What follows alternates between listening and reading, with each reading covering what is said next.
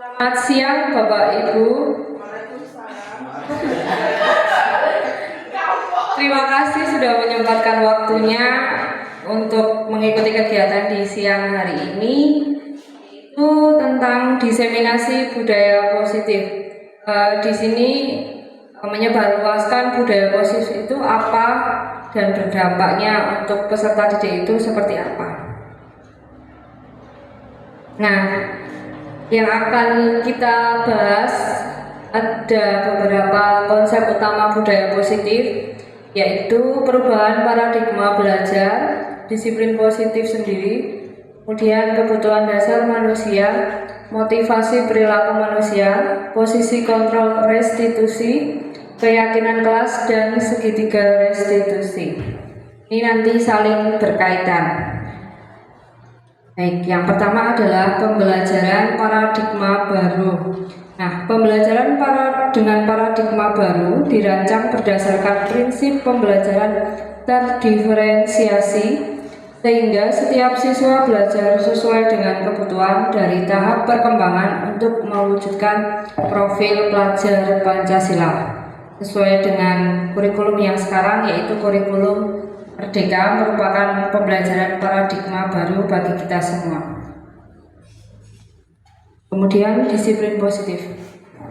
Dalam budaya kita, makna kata disiplin dimaknai menjadi sesuatu yang dilakukan seseorang pada orang lain untuk mendapatkan kepatuhan kita. Kita cenderung menghubungkan kata disiplin dengan sesuatu yang tidak nyaman. Sebagai seorang pendidik, tujuan kita adalah menciptakan anak-anak yang memiliki disiplin diri, sehingga mereka bisa berperilaku dengan mengacu pada nilai-nilai kebajikan universal dan memiliki motivasi intrinsik, bukan ekstrinsit.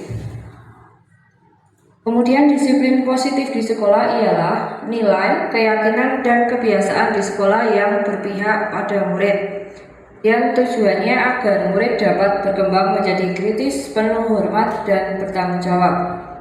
Disiplin positif perlu diciptakan agar mendukung pembentukan karakter murid yang diharapkan. Nah, ini adalah faktor intrinsik tadi. Usia itu ada 5 kebutuhan dasar. Yang pertama adalah bertahan hidup, kemudian cinta dan kasih sayang, kebebasan, penguasaan, dan kesenangan. Jadi 5 kebutuhan dasar tadi menjadikan sebuah motivasi perilaku manusia. Motivasi merupakan dorongan yang timbul pada diri seseorang secara sadar atau tidak sadar untuk melakukan suatu tindakan dengan tujuan tertentu. Nah, apa sih tujuannya? Yang pertama adalah menghindari ketidaknyamanan dan hukuman. Ini biasanya murid melakukan disiplin diri karena ia takut dihukum. Ini merupakan motivasi ekstrinsik. Perilaku yang kedua adalah mendapatkan imbalan atau penghargaan dari orang lain. Murid melakukan disiplin diri karena ia ingin mendapatkan imbalan. Ini juga merupakan motivasi ekstrinsik. Perilaku yang ketiga adalah menghargai nilai-nilai kebajikan diri sendiri. Jadi murid melakukan disiplin diri karena sadar akan nilai kebajikan dirinya. Nah, ini merupakan motivasi intrinsik yang harus kita gali pada diri setiap siswa. Nah, ini konsep disiplin identitas yang gagal. Pertama itu kalau kita memberikan hukuman. Hukuman itu hanya akan menyakitkan, tidak nyaman, murid merasa takut, kemudian memaksa murid, menyembunyikan kesalahan murid, dan murid menjadi rendah diri. Penghargaan, biasanya kita selalu menggunakan penghargaan. Tapi ternyata itu merupakan salah satu konsep disiplin identitas yang gagal juga. Kenapa? Karena penghargaan itu tidak efektif, dapat merusak sebuah hubungan. Jadi bisa menimbulkan sifat iri, kemudian mematikan kreativitas dengan menghukum dengan sistem ranking, kemudian merampas hak menghargai dirinya sendiri. Padahal kadang kita berpikir kalau penghargaan itu suatu bentuk hal yang positif, ternyata dampak kedepannya sesuatu yang tidak baik. Nah, konsep disiplin identitas yang sukses. Yang pertama adalah konsekuensi. Dalam konsekuensi ada penguatan jangka pendek dan perlu monitoring berkelanjutan. Kemudian adanya stimulus dan respon. Murid menghormati peraturan dan kehilangan waktu untuk merenungi kesalahan. Kemudian restitusi. Ini kurang lagi. Restitusi itu adalah murid bertanggung jawab untuk perilakunya. Fokus pada pemecahan masalah jangka panjang. Kemudian murid menghormati dirinya dan orang lain. Kemudian ada teori kontrol murid, dengan murid bersemangat untuk memperbaiki kesalahan yang dilakukan. Nah, ini adalah konsep disiplin dengan pendekatan restitusi. Restitusi itu merupakan sebuah cara untuk menanamkan disiplin positif pada murid.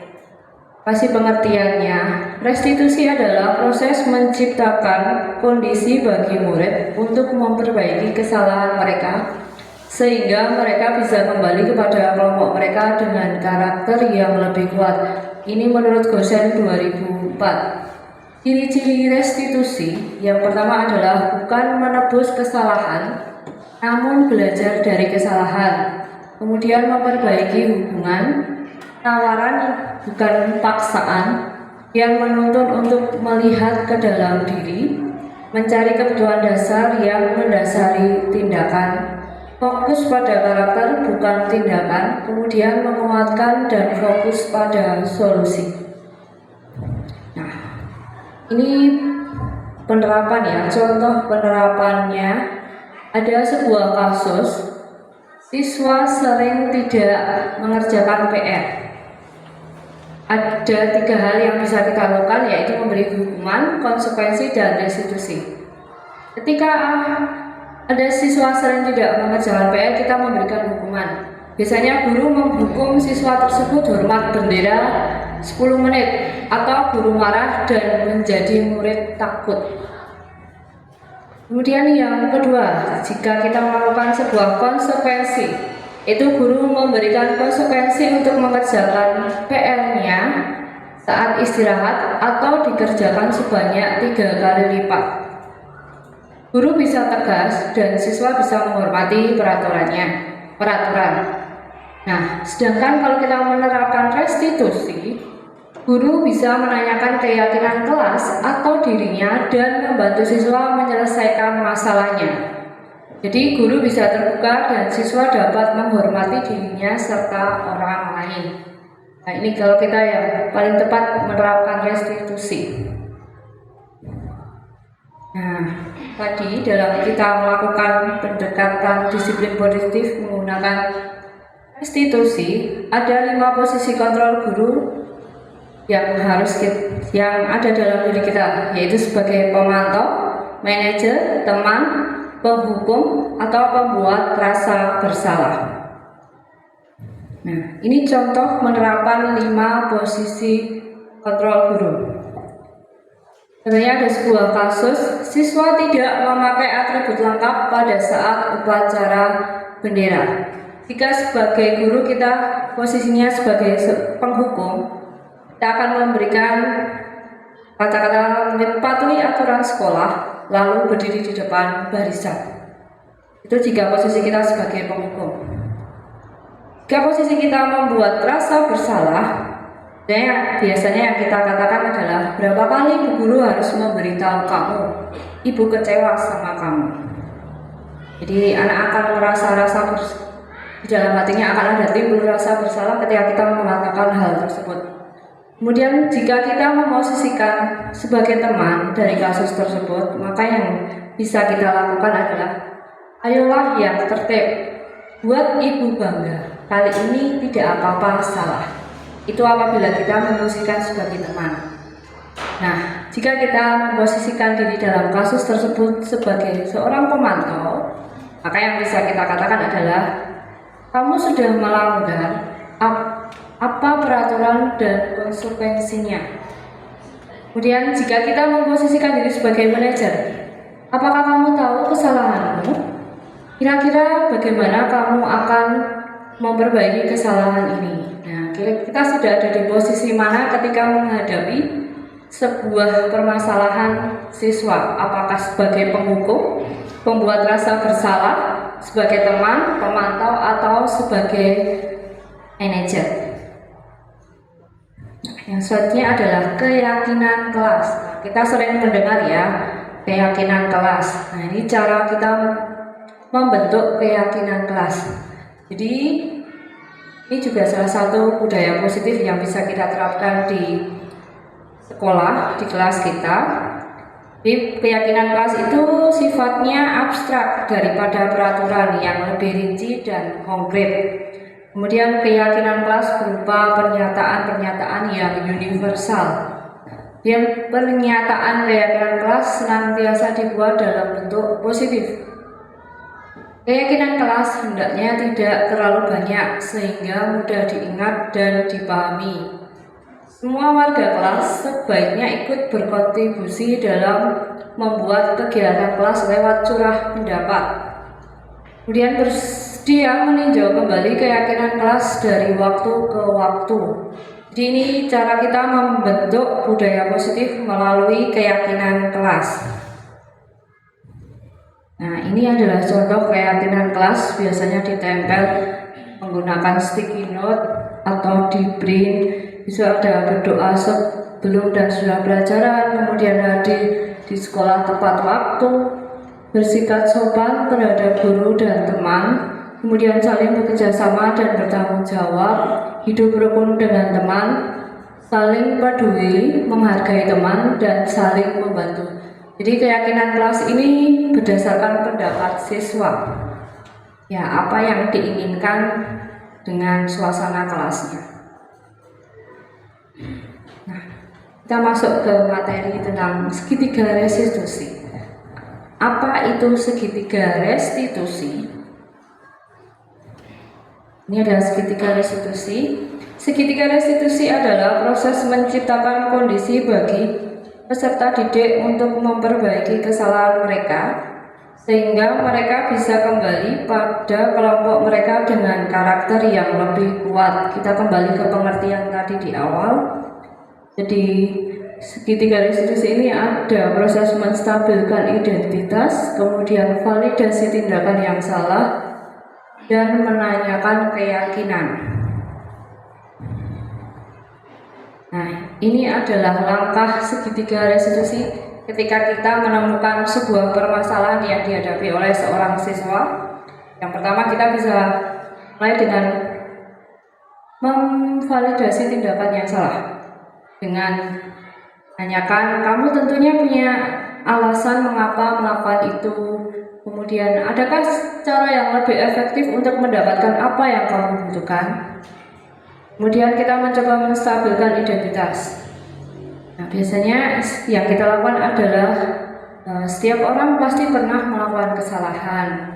Kamu bukan satu-satunya yang pernah melakukan ini. Kemudian kita kaitkan dengan menanyakan keyakinan kelas. Keyakinan kelas apa yang telah kita sepakati? Kamu ingin menjadi orang yang seperti apa? Jadi keyakinan yang kita tanyakan itu bisa menggunakan keyakinan kelas apabila terjadi dengan teman atau mengganggu pembelajaran dalam kelas. Atau kita bisa menanyakan keyakinan dari diri sendiri, dari diri siswa, itu kamu ingin menjadi orang yang seperti apa. Nah, itu tadi dari saya. Mungkin penerapan budaya positif yang bisa kita lakukan. Ada yang ingin menambahkan atau menanyakan? Persilahkan, monggo Bapak Ibu.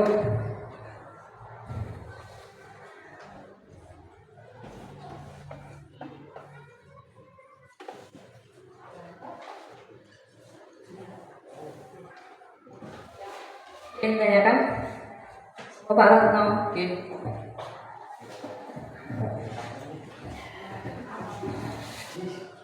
Baik, terima kasih Bu Melina sudah memaparkan dan berbagi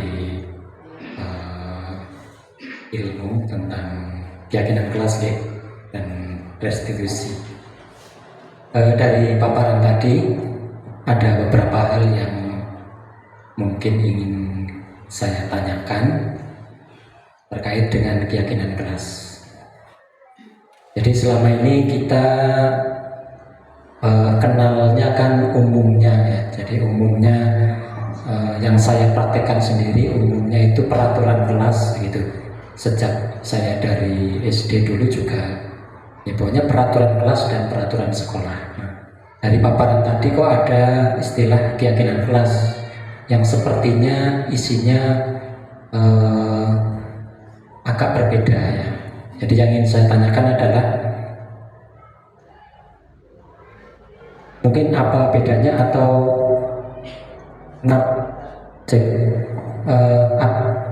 apa urgensinya atau mengapa kita harus mulai memilih keyakinan kelas, bukan peraturan kelas saja gitu yang selama ini sudah biasa kita familiar gitu. Mungkin itu pertanyaannya bisa saya sampaikan, mungkin nanti bisa dilanjut yang lain. Terima kasih. Baik, terima kasih Pak Ratno untuk tanggapannya. Jadi tadi mengapa harus keyakinan kelas bukan peraturan kelas? Seperti kita tahu, misalnya peraturan kelas itu seperti daftar larangan. Misalnya jangan lari, jangan berisik, jangan makan di kelas. Nah, daftar seperti itu memang penting. Tapi terkesannya tuh kaku, kemudian lebih fokus pada sesuatu hal yang tidak boleh kita lakukan. Biasanya peraturan itu seperti itu ya Pak.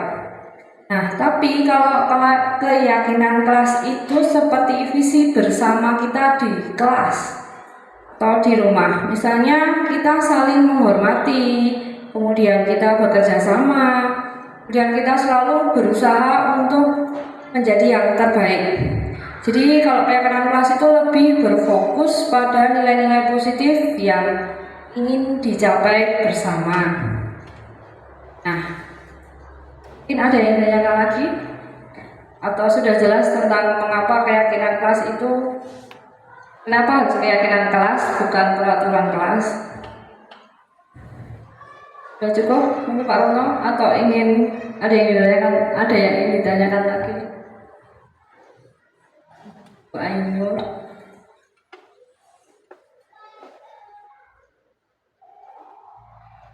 Bening atau Bu Karti? Saya kadang ada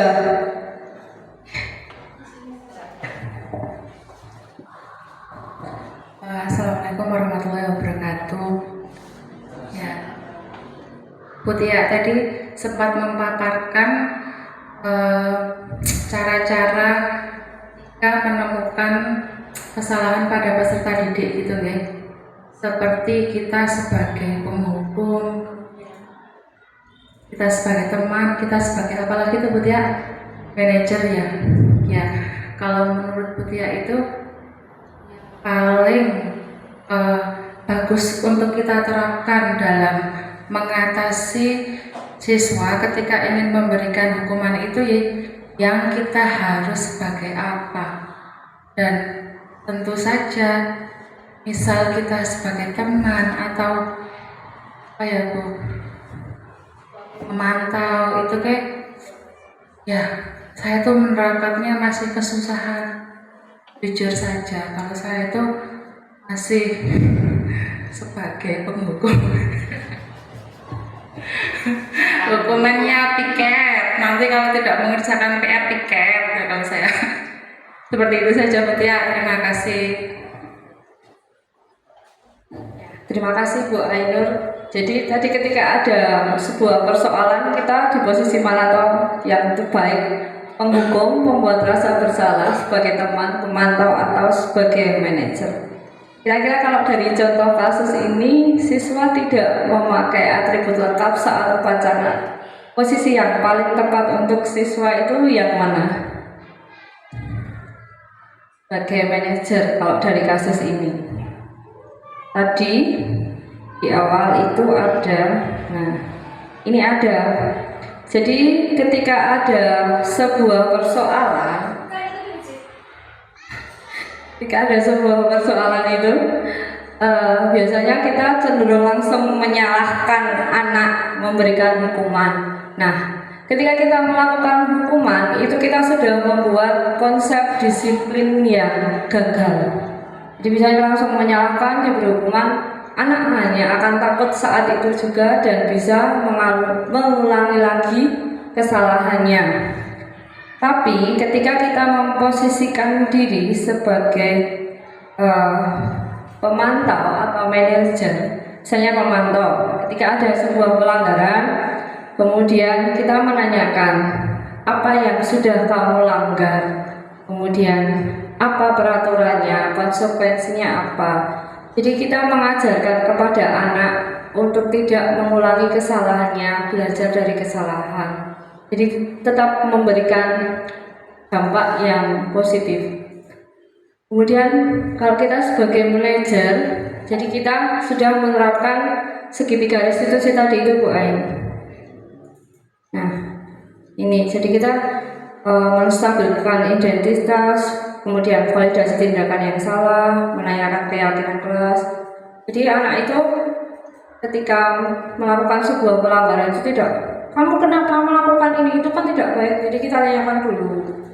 Saya kita mendapat laporan kalau ada anak yang mengganggu saat pelajaran, dan kita panggil anaknya, kita tanyakan dulu, kenapa tadi kamu lari-lari di dalam kelas. Kita tanyakan dulu apa sebabnya. Jika anak sudah mengakuinya, baru kita menanyakan keyakinan kelas dan apa yang akan dilakukan berikutnya. Itu kalau posisi kita sebagai manajer itu lebih ini. Kalau menurut saya, jadi anak itu dalam melakukan sesuatu perbuatan yang salah itu secara otomatis dia mengakui kesalahannya dengan tidak terpaksa, dengan tidak takut aku nek aku tidak akan langsung diberikan hukuman. Mungkin kita bisa memposisikan diri kita sebagai manajer, walaupun kadang sulit juga jika ada anak yang ngeyel juga tidak jujur. Ya, kita mencoba dengan ini menerapkan segitiga restitusi. Mungkin ada lagi? Sudah cukup? Baik, terima kasih Bapak Ibu atas waktunya, sudah menyempatkan waktu di ruangan ini untuk berbagi praktik baik saya dalam materi pendidikan guru penggerak modul 1.4 budaya positif, penerapan diseminasi budaya positif. Terima kasih banyak. Jika ada salah kata dari saya yang kurang berkenan, mohon untuk dimaafkan. Selamat siang dan terima kasih.